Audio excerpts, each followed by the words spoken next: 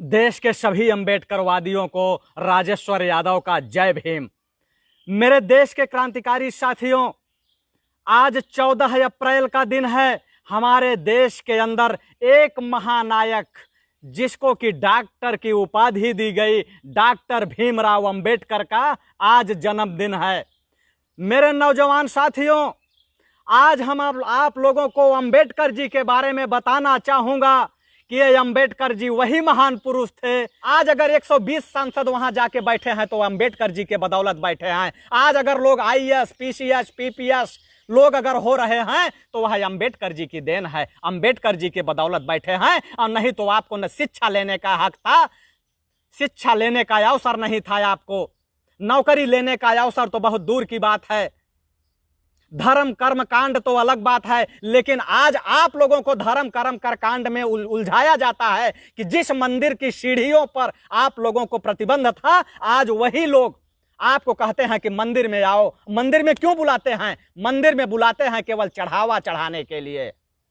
लेकिन अगर आप कहोगे कि मंदिर के पुजारी एक शूद्र को बना दो तो शायद जो है इतनी गालियां पड़ेंगी कि आप समझ सकते हैं। लेकिन चढ़ावा चढ़ाने के लिए, और चढ़ावा सबसे ज्यादा कौन चढ़ाता है? यही ओबीसी, यही दलित, जो कभी मंदिर की सीढ़ियों पे चढ़ने नहीं दिया जाता है। आज अगर आप देखेंगे तो सबसे ज्यादा धर्मांध अगर बना है तो यही लोग बने हैं। लेकिन मैं ये कहना चाहता हूं कि आप लोग धर्मांध बनिए। मैं ये नहीं कह रहा हूं धर्मांध मत बनिए, आपके आस्था की बात है, आप आस्था में रहिए, लेकिन आस्था बाद में। सबसे पहले अपने बच्चों को शिक्षित कीजिए। हर घर से अंबेडकर पैदा होना चाहिए। कलम का सिपाही, सच्चा सिपाही हर घर से अंबेडकर पैदा होना चाहिए। सबसे पहले अपने बच्चों को शिक्षित कीजिए और अंबेडकर की इस विचारधारा को लेकर चलिए कि शिक्षा शेरनी का वह दूध है, जो पिएगा वही दहाड़ेगा। लेकिन आप लोगों को रोकने के लिए यही अंबेडकर जी हैं। उन्होंने कहा था कि राजा बनने के लिए रानी के पेट की जरूरत नहीं है, केवल आपको वोट की ताकत मैं दे रहा हूं, उस वोट की ताकत से आप राजा बनोगे। उन्होंने वोट की ताकत दिया, लेकिन आज आप वोट की ताकत उनकी जो है आप नोट में बेच दे रहे हो। जब जब चुनाव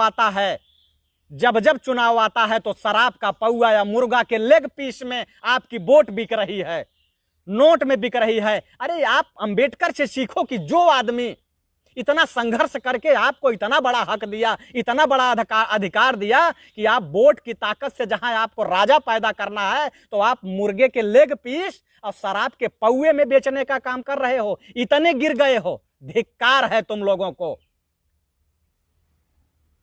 अंबेडकर जी शायद अगर संसद में गए होते तो आज कुछ और स्थिति होती देश की, लेकिन उनको संसद के अंदर घुसने नहीं दिया गया। तमाम ताकतें, तमाम साजिशें कर करके। उसके बाद मैं आपको बता दूं कि अंबेडकर जी जितनी लड़ाई लड़े हैं, जितना संघर्ष किए हैं, उनके संघर्षों को जमीन पे उतारने वाले महानायक कांसीराम जी हैं। कांसीराम जो साइकिल चला चला करके गांवों में जाकर के लोगों को जगाने का काम किया। और जब कांसीराम गांव में जाते थे तो लोग उनको ढेला मारते थे, उनको गालियां देते थे, उनकी मीटिंग नहीं होने देते थे, उनकी बैठक नहीं होने देते थे। लेकिन आज अंबेडकर के साथ कांसीराम को भी याद किया जाना चाहिए हमेशा। आप लोग याद रखिएगा कि जब कभी अंबेडकर की मूर्ति लगाएं आप लोग तो बगल में कांसीराम को भी लगाना मत भूलिएगा, क्योंकि कांसीराम जी का भी बहुत बड़ा योगदान रहा है। लेकिन दुर्भाग्य है कि उस समय पिछड़ों का कोई नेता पैदा नहीं हुआ, और पिछड़ों का जो नेता भी पैदा हुआ वह तलवा चाटने वाला नेता पैदा हुआ, इन सामंतवादियों का। और यही कारण है कि आज पिछड़े समाज के लोग अपनी आबादी के हिसाब से अपना अधिकार नहीं पा पाए हैं। कहीं भी देख लीजिए, कहीं भी। लेकिन आज समय है, आप लोगों को एकजुट रहिए, एक रहिए। आप लोग चींटियों से सीखिए, कि मधुमक्खियों से सीखिए, आप जानवरों से सीखिए एकत्रित कैसे रहा जाता है। उसके बाद मैं आप लोगों को बताना चाहता हूं कि अंबेडकर जी जितनी बड़ी लड़ाई लड़े, जितना संघर्ष लड़े, वास्तव में वो भारत रत्न थे। लेकिन भारत रत्न भी उन्हें नहीं दिया गया। कितने साल तक नहीं दिया गया? 6 दिसंबर 1956 में उनकी मृत्यु हुई थी, और वह मृत्यु भी जो उनकी थी वह बहुत बड़ी साजिश थी। 65 साल की उम्र में वो इस दुनिया को छोड़ के चले गए अंबेडकर जी 1956 में। लेकिन उनको भारत रत्न कब मिला? सन 1990 में। कितने दिन बाद मिला? आप समझ सकते हैं कि लोग उनको भारत रत्न भी नहीं देना चाहते थे। भारत रत्न इसलिए नहीं देना चाहते थे कि अंबेडकर ने सामंतवादी व्यवस्थाओं को जमींदोज करने का काम किया है। लेकिन आज सामंतवादी व्यवस्थाएं पुनः फल फूल रही हैं। अंबेडकर जी ने इतना लंबा संघर्ष किया है कि अगर उनके संघर्षों को आप बताने लगेंगे तो शायद 5 दिन में भी नहीं खत्म होगा। 5 दिन में भी नहीं खत्म होगा। अंबेडकर जी ने जितना बड़ा संघर्ष इस समाज के लिए किया है, इस देश के लिए किया है। लेकिन कुछ लोग गालियां देते हैं अंबेडकर जी को कि उनके संविधान को तो तोड़ा जाता है, मड़ोड़ा जाता है, संविधान लागू होने के बाद भी लोगों का विकास नहीं हुआ है। तो संविधान को दबाने के लिए कानून बना दिए जाते हैं कि संविधान को किस तरीके से, संविधान की हत्या करने के लिए एक अलग कानून बना दिया जाता है जो संविधान की हत्या करता है। और यह संविधान का कानून वही बनाते हैं कि जो आपको अंबेडकर जी ने वोट की ताकत दी थी, जो उन्होंने कहा था कि राजा बनने के लिए रानी के पेट की जरूरत नहीं है, सिर्फ वोट की जरूरत है, वह मैं तुम्हें दे रहा हूं। लेकिन आप वही वोट की ताकत, जहां आपको राजा पैदा करना चाहिए, आप मुर्गे की लेग पीस और शराब के पौवे में बेच देते हो। इसीलिए ये लोग जाकर के संविधान की हत्या करने के लिए एक कानून बना देते हैं। आप लोग वोट तो उसको करते हो जो आपके साथ बैठ करके खाना नहीं खाएगा। आप जिस कुएं का पानी पीते हो उस कुएं का पानी नहीं पिएगा, वो बिसलरी का पानी पिएगा। आप जिस झुग्गी झोपड़ी में रहते हो उस झुग्गी झोपड़ी में वो रहना पसंद नहीं करेगा, वो 5 स्टार होटल में रहेगा, एसी में। वो आपके लिए कानून बनाएगा, वो आपके लिए जो है आगे बढ़ाएगा, वो आपके लिए योजना बनाएगा, वो कभी आपके लिए योजना नहीं बनाएगा। लेकिन जब कभी भी अंबेडकरवादी लोग, चाहे मुलायम सिंह हो, चाहे लालू यादव हो, चाहे मायावती हो, चाहे चंद्रबाबू नायडू हो, चाहे ममता बनर्जी हो, जब ऐसे लोग सत्ता में आएंगे तो उनका चरित्र गढ़ा जाएगा। उनका चरित्र गढ़ने वाली कौन है? यही सामंतवादी मीडिया है। ये सामंतवादी मीडिया चरित्र गढ़ेगी। उन्होंने चरित्र तो अंबेडकर जी का गढ़ दिया, उन्होंने तो इन नेताओं का भी चरित्र गढ़ने में बाज नहीं आते।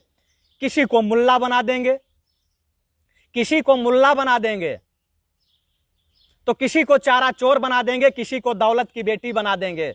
लेकिन शर्म आनी चाहिए आप लोगों को। आज मैं देखता हूं कि यही दलित समाज के लोग, यही ओबीसी समाज के लोग जो आज संविधान के हक और अधिकार पा करके चौराहों पे खड़ा होकर भाषण देते हैं और बोलते हैं, अपने हक और अधिकार के लिए लड़ते हैं, यही लोग अंबेडकर को भी गाली देते हैं। अरे शर्म आनी चाहिए, चुल्लू भर पानी में डूब के मर जाना चाहिए कि ऐसे लोगों को आप लोग अपना आदर्श मानना चाहिए। लेकिन आप लोग करते क्या हैं कि आप लोग यही सामंतवादी मीडिया के कहने में आप लोग हिंदू बन के उन मुसलमानों को गाली देते हो, सारे मुसलमानों को, कि जो लोग जुसौर और खुलना से अंबेडकर को चुनाव जिता करके संसद के अंदर भेज करके एक संविधान की रचना कराने में अपना अहम योगदान किया, उन्हीं मुसलमानों को आज दलित और ओबीसी भी गाली देता है हिंदू बन करके कि मैं हिंदू हूं।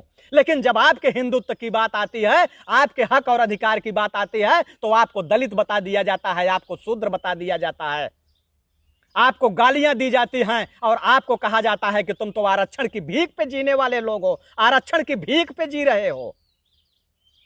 आपने सुना होगा जगदेव बाबू कुशवाहा का नाम सुना होगा, कैसे उन लोगों की हत्या हो गई। कर्पूरी ठाकुर का नाम सुना होगा कि यही कर्पूरी ठाकुर थे जब ये जो है संविधान की बदौलत जब एक रैली करने गए थे मेरठ में, तो वहां उनसे कहा गया था कि कर्पूरी ठाकुर वापस जाओ और छुरा लेके दाढ़ी बनाओ।